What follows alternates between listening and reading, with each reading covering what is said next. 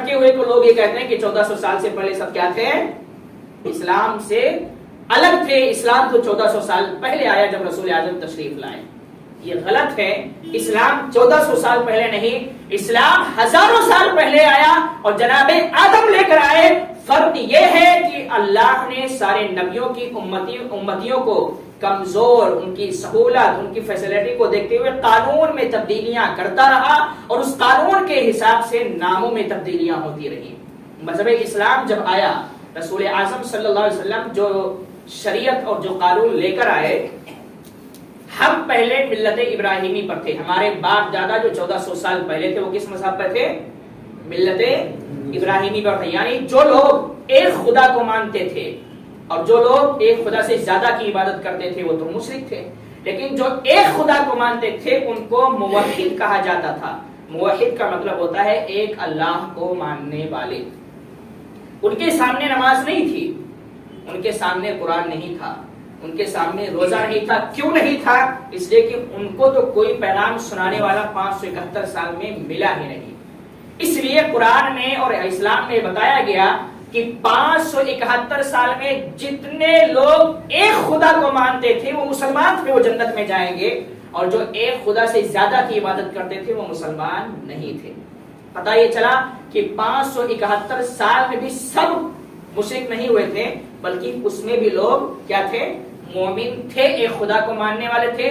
اور رسول اعظم صلی اللہ علیہ وسلم کا جو خاندان ہے، رسول اعظم کا خاندان، کچھ کم بخت کمینے جو اپنے آپ کو مسلمان کہتے ہیں وہ حضور کے خاندان پر، یہاں تک کہ حضور کے ماں باپ پر بھی انگلیاں اٹھاتے ہیں اور کہتے ہیں یہ بھی بھٹکے ہوئے تھے.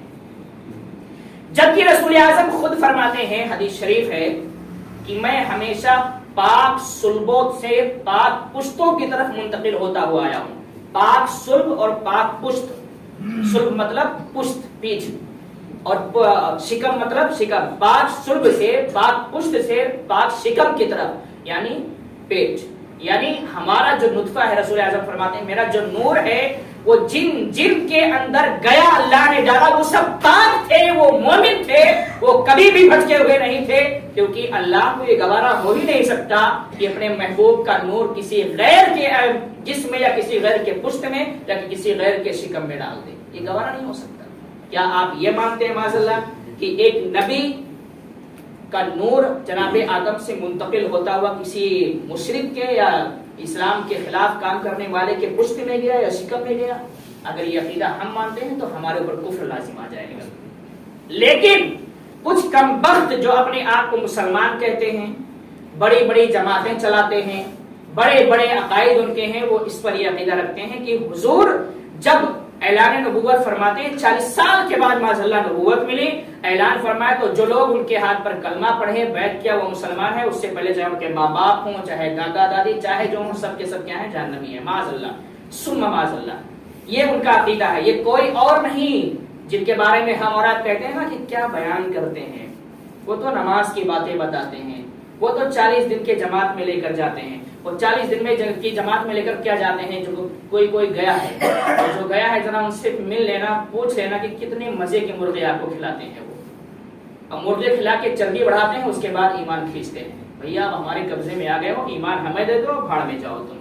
کیونکہ شیطان کا جو اصل کام تھا، شیطان بیٹھ کے آرام کر رہا ہے کہ بھائی ہماری نسل پیدا ہو چکی ہے، اولادیں تو ہے ہی ہیں، ہمیں کام کرنے کی ضرورت نہیں ہے، یہی سب کام کر رہے ہیں تو ہم کیوں آگے بڑھیں. بہرحال آپ کے ایمان کو کھینچنے کی ہر طرح سے کوشش کی جا رہی ہے.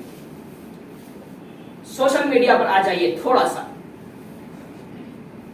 آج کے جو ٹی وی چینل ہوں، ڈیبیٹس میں بھی یہی تھنکنگ آپ کے دماغ میں بٹھائی جاتی ہے کہ اسلام 1400 سال سے شروع ہوا.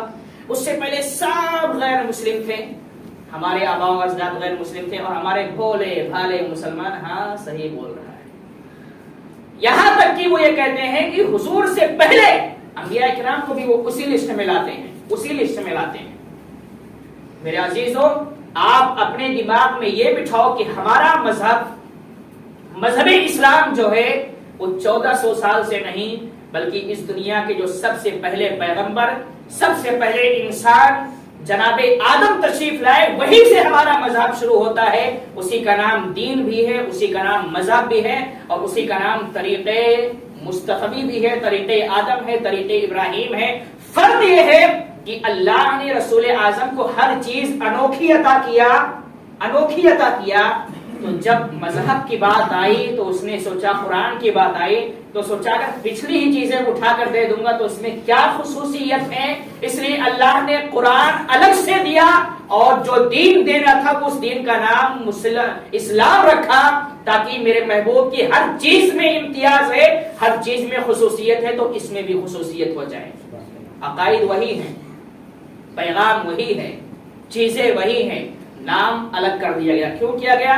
میرے رسول کی شان یہ ہے کہ ہر چیز میں وہ سب سے جدا تھے, تو اللہ نے ان کو جو دین عطا کیا, جو قرآن عطا کیا, اس کو بھی سب سے جدا کر دیا, تاکہ یہ نہ کہا جائے تو پہلے ہی جو تھا وہی لے کر آ گئے. ہر چیز حضور کو نئی دی گئی, اور آپ کے معجزات بھی نئے تھے, آپ کی شان بھی نئی تھی, آپ کا ہر چیز اعلیٰ اور افضل تھا.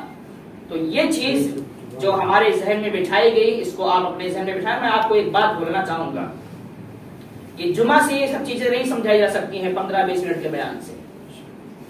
یہ چیزیں بہت اہم ہیں اور ہمارے عقائد کا حصہ ہے. باقاعدہ اس چیز کا اگر ہم انکار کر دیں تو ہم خود چلے جائیں گے کام سے, پھر ہمیشہ کے لیے چلے جائیں گے. بہرحال آپ کو دین سیکھنا ہے نا, تو جمعہ سے آپ نہیں سیکھ پاؤ گے. آپ کو اپنے علماء کے قریب ہونا پڑے گا, الگ سے وقت نکالنا پڑے گا. اس کے لیے آپ سوشل میڈیا کا استعمال کرتے ہیں, تو ہم کہیں گے آپ سے, بالخصوص اپنے نوجوانوں سے, کہ فلموں اور سیریل سے دور ہو کے آپ اپنے علماء اہل سنت کا بیان سنیے.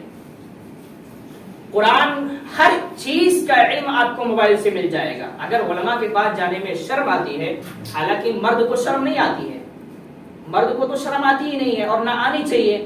اگر کوئی مرد شرم کرتا ہے تو معلوم ہے آپ کو, بات بہت کڑوی ہے لیکن حقیقت بتا رہا ہوں.